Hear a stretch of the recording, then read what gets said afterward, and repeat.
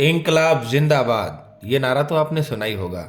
ये नारा उर्दू भाषा के कवि हजरत मोहनी ने लिखा था। भारतीय स्वतंत्रता सेनानी और हिंदू मुस्लिम एकता के समर्थक थे। बाद में इसे क्रांतिकारी भगत सिंह ने मशहूर किया था। हसरत का प्रोफाइल। जन्म 1875 में उत्तर प्रदेश के उन्नाव जिले के मोहान कस्बे में हुआ। पिता सैयद अजहर हुसैन। इनकी आरंभिक शिक्षा घर पर हुई। बीए अलीगढ़ मुस्लिम विद्यापीठ से की। अंग्रेजों की नीतियों के खिलाफ 1903 में इन्होंने उर्दू ए मोल्ला नाम से पत्रिका निकाली। 1904 में भारतीय राष्ट्रीय कांग्रेस में शामिल हुए। 1907 में ब्रिटिश सरकार के खिलाफ अपनी पत्रिका में एक लेख प्रकाशित किया, मिस्र में ब्रितानियों की पॉलिसी। इस पर ब्रिटिश सरकार ने उन्हें गिरफ्तार कर जेल में डाल दिया था। बाल गंगाधर तिलक के स्वदेशी आंदोलन में इन्होंने हिस्सा लिया। खिलाफत आंदोलन में बढ़ चढ़ कर योगदान दिया। वे तिलक और अंबेडकर के निकट सहयोगी थे। 1946 जब भारतीय संविधान सभा का गठन हुआ तो उन्हें उत्तर प्रदेश राज्य में संविधान सभा का सदस्य चुना गया था। गांधी की अहिंसा की नीतियों के बारे में उन्होंने लिखा था, गांधी की तरह बैठकर क्यों काटेंगे चरखा, लेनिन की तरह देंगे ना दुनिया को हिला हम। उन्होंने लिखा, इसमें कोई संदेह नहीं कि हिंदुस्तान की आवाम का हित चरखा काटने में नहीं, क्रांति का मार्ग अपनाने में था। स्वाधीनता संग्राम के सशस्त्र संग्राम में धार्मिक अंधविश्वास और रूढ़िवाद टूटता और हिंदू मुस्लिम आवाम में निचली सतह पर वास्तविक एकता स्थापित होती। 1857 की असफल क्रांति ने इसका सबल परिणाम प्रस्तुत किया। लेकिन गांधी तो निहित स्वार्थों की रक्षा के लिए नेता बन गया था और पूरी ईमानदारी से जानबूझकर क्रांति विरोधी भूमिका अदा कर रहा था। इसलिए उसने एक तरफ हिंदू आवाम को रामराज की पुनरुत्थानवादी परंपरा से जोड़कर अपना क्रांति विरोधी नेतृत्व दृढ़ बनाया और दूसरी तरफ मुस्लिम आवाम को मूसा और आसा की परंपरा से जोड़कर मुस्लिम लीग के प्रक्रियावादी नेतृत्व की गोद में धकेल दिया। जिस तरह दो लिपियों में हिंदुस्तानी भाषा का चलना संभव नहीं था, उसी तरह इन दो पुनरुत्थानवादी परंपराओं का समन्वय संभव नहीं था। अतएव हिंदू मुस्लिम एकता के लिए गांधी के सारे प्रयत्नों का परिणाम यह निकला कि फूट की खाई इस हद तक बढ़ गई कि अब उसे पाटना नामुमकिन जान पड़ता है। मोहम्मद अली जिन्ना ने कितनी ही कंपनियों में हिस्से खरीद रखे थे। वह पूंजीवादी सभ्यता में पला धर्मनिरपेक्ष विचारों का व्यक्ति था। लेकिन जब खिलाफत कमेटी द्वारा गांधी ने इस्लाम के प्रक्रियावादी निकृष्टतम तत्वों से समझौता किया और अली बंधुओं के खिलाफ प्रेम की पींगे पड़ना शुरू की, तो जिन्ना चिढ़कर कांग्रेस से अलग हो गया और गांधी के प्रति उसके मन में घृणा बैठ गई, जो फिर कभी दूर नहीं हो सकी। इसके बावजूद उसे 1930 तक हिंदू मुस्लिम एकता का दूत समझा जाता था। मोतीलाल नेहरू से ही नहीं, पंडित मदन मोहन मालवीय तक से उनकी खूब पड़ती थी। राजनीति में वह संसदीय मार्ग पर चलने वाला उदार विचारों का व्यक्ति था। उनका ख्याल था कि हिंदुस्तान को ब्रिटिश साम्राज्य के भीतर ऑस्ट्रेलिया और कनाडा जैसा औपनिवेशिक पद प्राप्त हो जाएगा। इससे ज्यादा कि न कभी कामना की और न अपने आप को क्रांतिकारी दिखाने का प्रयत्न किया। जिन्ना हमेशा मुस्लिम वोटों से लेजिस्लेटिव असेंबली का सदस्य चुना जाता था। लेकिन मुस्लिम लीग का वह नेता तब बना जब उसने देखा कि गांधी और उसके अनुयायी इसके बिना राजनीति में उसकी दाल गलने नहीं देंगे। धर्म और राजनीति को आपस में पहले गांधी ने ही गड़बड़ किया था। अब उसने गांधी को गांधी के ही हथकंडों से मात देने की सोची। अतएव उसने गांधी और कांग्रेस को हिंदुओं का प्रतिनिधि और अपने और मुस्लिम लीग को मुसलमानों का प्रतिनिधि कहना शुरू किया। जिन्ना और मुस्लिम के लोग दूसरे नेताओं ने धर्म का इतना ही सहारा लिया कि उन्होंने मुसलमान को धर्म के आधार पर हिंदुओं से अलग कौम बताया। आखिर हिंदू मुस्लिम जनता का इस हद तक बंटवारा हो गया कि मुस्लिम लीग ने अपने 1940 के लाहौर अधिवेशन में पाकिस्तान का प्रस्ताव पास कराने में सफल हुई। इसके बावजूद जिन्ना ने यह नहीं सोचा कि देश का बंटवारा होगा। वह तो प्रस्ताव का दबाव डालकर मुस्लिमों के लिए कुछ ज्यादा नुमाइंदगी और कुछ ज्यादा रियायतें हासिल कर लेना चाहता था। अगर उसने वाकई बंटवारा चाहा होता तो वह 1945 में बंबई के अपने पुराने बंगले को नया बनवाने पर 2-4 लाख रुपए खर्च नहीं करता। पर नफरत का जो बीज बो दिया था, उसका फल बंटवारे के रूप में काटना पड़ा। 1946 में जब एक बार फिर क्रांति की लहर ऊंची उठी तो कांग्रेस और मुस्लिम लीग के प्रक्रियावादी नेतृत्व वर्ग के लिए और कोई चारा नहीं रह गया था। ब्रिटिश साम्राज्यवादी पहले ही देश का विभाजन करके क्रांति की शक्तियों को कमजोर बना देने का मंसूबा बांध चुके थे।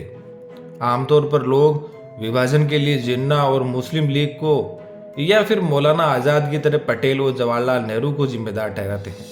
ऐसा सोचते समय वे गांधी और कांग्रेस के वर्ग चरित्र को भूल जाते हैं। हकीकत को समझने के लिए अधिक विस्तार में जाने की जरूरत नहीं, एक दो उदाहरण ही काफी है। एलन कैंपबेल जॉनसन प्रेस अटैची के नाते उस समय माउंटबेटन के साथ दिल्ली में मौजूद था। उसने अपनी पुस्तक भारत विभाजन की कहानी में लिखा है, अंतरिम सरकार के वित्त मंत्री के नाते सब बड़ी आमदनियों पर भारी कर लगाने का सुझाव रखकर लियाकत अली खान ने कांग्रेस को बड़ी मुसीबत में डाल दिया था। अपने धनी समर्थकों को बचाने के लिए अब उसे अपनी प्रगतिशील और क्षमतावादी घोषणाओं के प्रतिकूल उनके लिए राहत की मांग करनी पड़ेगी। आम भावना यह थी कि कोई समझौते का रास्ता निकल आएगा, क्योंकि अपने धनी समर्थकों पर कर लगाने में मुस्लिम लीग और कांग्रेस दोनों ही एक सीमा से आगे नहीं जा सकेगी। लियाकत अली ने भारी कर लगाने का सुझाव कांग्रेस नेताओं को चिढ़ाने और लीग के मुस्लिम समर्थकों को खुश करने के लिए ही रखा था, वरना उसका यह मंशा कदाचित नहीं था, क्योंकि पाकिस्तान बनने के बाद बड़ी आमदनियों पर ऐसा भारी कर कभी नहीं लगाया गया। खैर, समझौते की कोशिश शुरू हुई। माउंटबेटन ने राजे नवाबों और कांग्रेस और मुस्लिम लीग के नेताओं से बातचीत की। जॉनसन लिखता है, गांधी ने संपूर्ण समस्या को हल करने के लिए एक आश्चर्यजनक प्रस्ताव रखा। वह यह था कि वर्तमान मंत्रिमंडल को भंग करके जिन्ना को पूर्णतः मुस्लिम मंत्रिमंडल बनाने के लिए आमंत्रित किया जाए। माउंटबेटन ने पूछा, जिन्ना की क्या प्रतिक्रिया होगी? गांधी ने उत्तर दिया, जिन्ना कहेंगे यह धूर्त गांधी की चाल है। माउंटबेटन ने मुस्कुराकर प्रश्न किया, और क्या उनका यह कहना सही न होगा? गांधी ने कहा, नहीं, मैं बिल्कुल दिल से कह रहा हूं। यह कोई व्यवहारिक बात नहीं थी और जिन्ना भी कोई बच्चा नहीं था कि इसे स्वीकार कर लेता। आखिर बंटवारे का निर्णय हुआ, जिसे कांग्रेस और लीग दोनों ने माना, और गांधी ने 7 मई 1947 को अपनी प्रार्थना सभा में यह निर्णय जनता के सामने इन शब्दों में रखा। कल मैं जिन्ना साहब के पास गया था। हमारे बीच राजनीतिक विरोध बहुत ज्यादा है।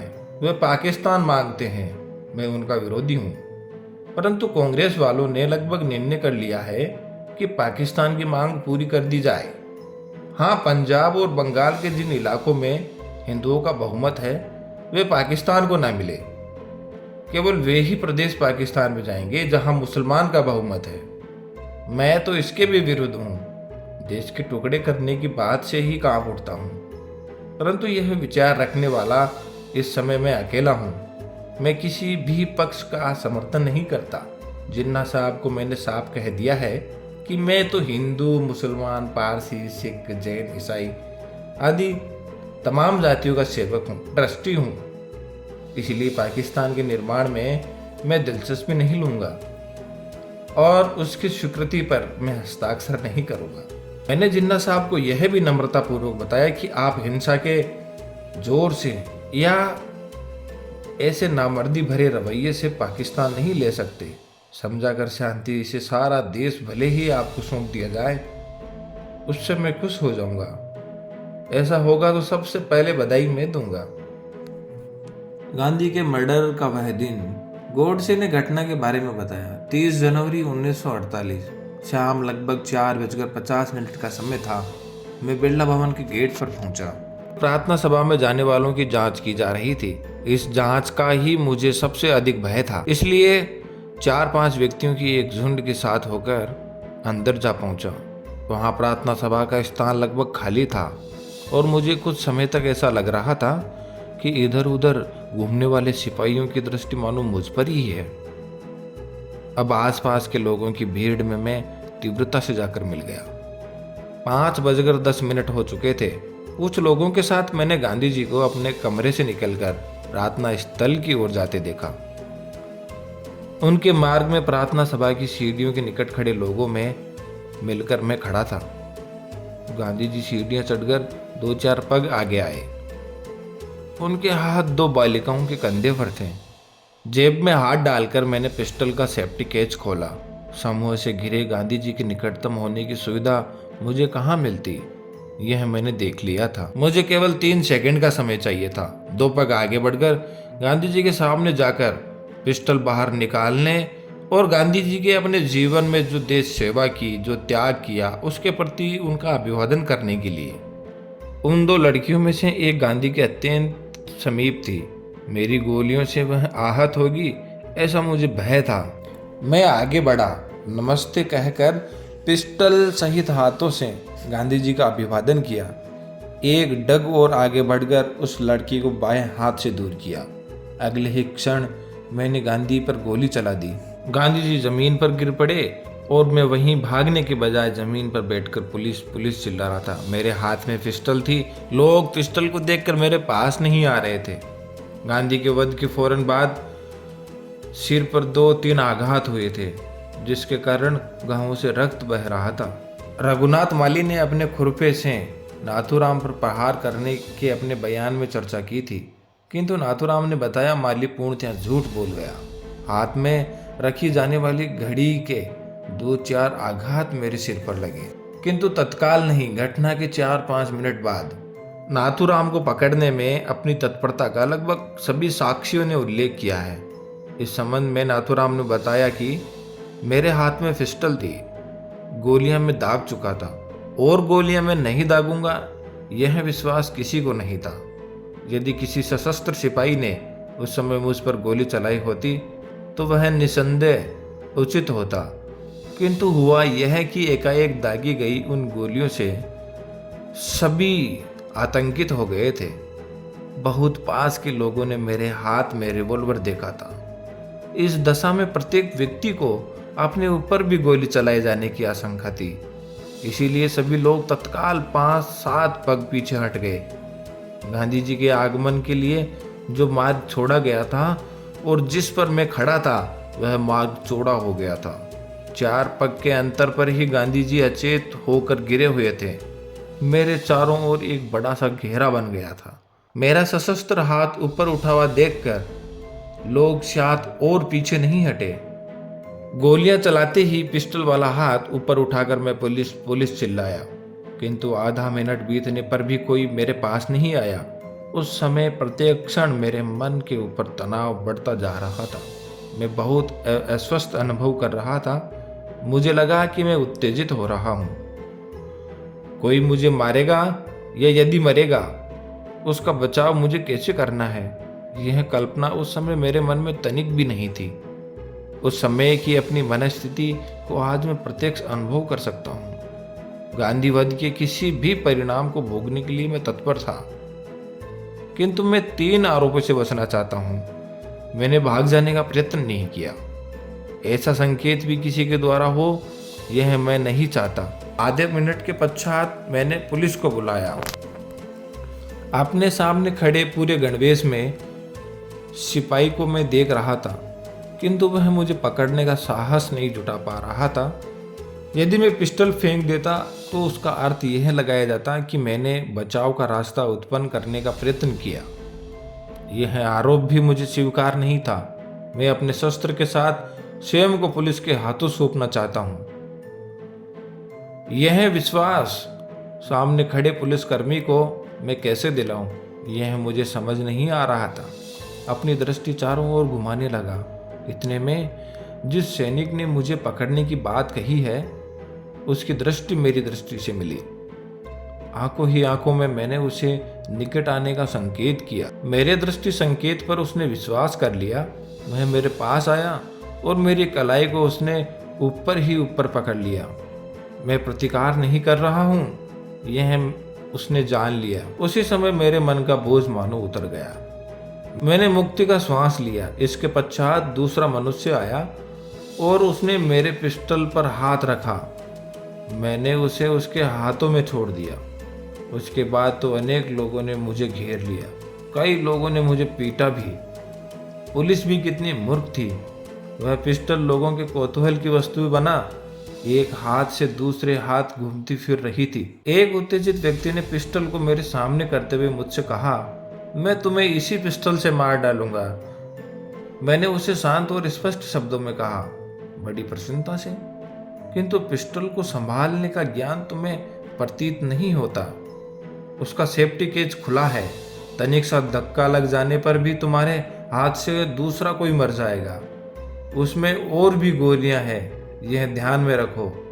फिर मैंने पास खड़े पुलिस अधिकारी से कहा, पहले तुम ये पिस्टल अपने हाथों में ले लो। उसका सेफ्टी केस खुला ही रह गया दिखता है, उसे बंद करो, अन्यथा भला मानुस मेरे स्थान किसी अन्य को मार बैठेगा। बात उस अधिकारी की समझ में आ गई और उसने तुरंत पिस्टल अपने हाथों में लेकर उसका सेफ्टी केस बंद करके उसे जेब में डाल लिया। यह हल्ला गुल्ला कोई 5 मिनट तक चलता रहा। बाहर निकलते समय मुझ पर छड़ियों से कुछ वार किए गए, जिनके घावों से रक्त बहने लगा था। नाथूराम ने कहा कि अपने हाथों होने वाले गांधी वध के पश्चात लोगों द्वारा अपना नाम किन किन विशेषणों से संयुक्त किया जाएगा, उसकी आरंभ से ही कल्पना थी। लोग मुझे सिरफिरा या पागल आदि बताएंगे, कहीं मैं सचमुच पागल न मान लिया जाऊं। उस दशा में, मानसिक विकृति की दशा में, वध के आधार पर शासन को मुझ पर अपनी दया लादने का अवसर मिल जाएगा, अथवा बचाव पक्ष ही मुझे मनोविकार ग्रस्त घोषित करने के लिए दया की याचना करेगा। नाथूराम इस स्थिति के लिए कदापि तत्पर न थे, इसीलिए उन्होंने डॉक्टर से अपनी शारीरिक परीक्षा करने का अनुरोध किया था। डॉक्टर के अनुसार उनकी श्वास प्रक्रिया सामान्य और नाड़ी की गति उत्तेजन रहित थी। स्वयं नाथूराम भी यह मानते थे कि उस कर्त्य के पक्ष में कोई वैधानिक तर्क नहीं दिया जा सकता। फांसी ही इस कार्य का उपयुक्त दंड है, ऐसी ही उनकी धारणा थी। पकड़े जाने के कुछ समय पश्चात नाथूराम को पहले तुगलक रोड और बाद में पार्लियामेंट स्ट्रीट के पुलिस केंद्र की हवालात में रखा गया था। अधिकारियों के साथ अनेक लोग उन्हें देखने के लिए आया करते थे। इस दौरान एक दिन बाहर खड़े एक पुरुष से नाथूराम की नजरें मिली। मैं समझता हूँ आप श्रीयुत देवदास गांधी हैं। हाँ, आप कैसे पहचानते हैं? नाथूराम ने कहा, हम एक पत्रकार परिषद के संदर्भ में मिले थे। आप हिंदुस्तान टाइम्स के संपादक के नाते वहां आए थे। देवदास ने कहा, और आप? नाथूराम ने कहा, मैं नाथूराम विनायक गोडसे, दैनिक हिंदू राष्ट्र का संपादक। मैं भी वहीं था। आज आप पितृहीन हो चुके हैं। मैं इसका कारण बना हूँ। आप पर और आपके परिवार पर जो वज्रपात हुआ है उसका मुझे खेद है। आप विश्वास करें कि किसी व्यक्तिगत शत्रुता या द्वेष से अथवा आपका अनिष्ट करने के उद्देश्य से प्रेरित होकर मैंने यह कार्य नहीं किया। जिसके हत्याकारी हाथों का रक्त अभी सूखा ना हो, वह मनुष्य इतनी शांति से संतुलित और संयत स्थित प्रज्ञ की भांति वार्तालाप कर रहा है, यह देखकर श्री देवदास का कौतूहल जाग उठा। उन्होंने पूछा, तब आपने ऐसा क्यों किया? कारण राजनीतिक और केवल राजनीतिक ही है, नाथूराम ने उत्तर दिया। क्या आप आधा पौन घंटा सुन सकते हैं? अधिकारियों से पूछिए। आप संपादक हैं, पृष्ठभूमि आपकी समझ में आ जाएगी। बात मत कीजिए, आप आ जाइए। पास खड़े अधिकारी से देवदास ने अनुरोध किया। गांधी जी के पुत्र होने के कारण श्री देवदास को नाथूराम से 2-3 मिनट वार्ता की छूट मिली थी।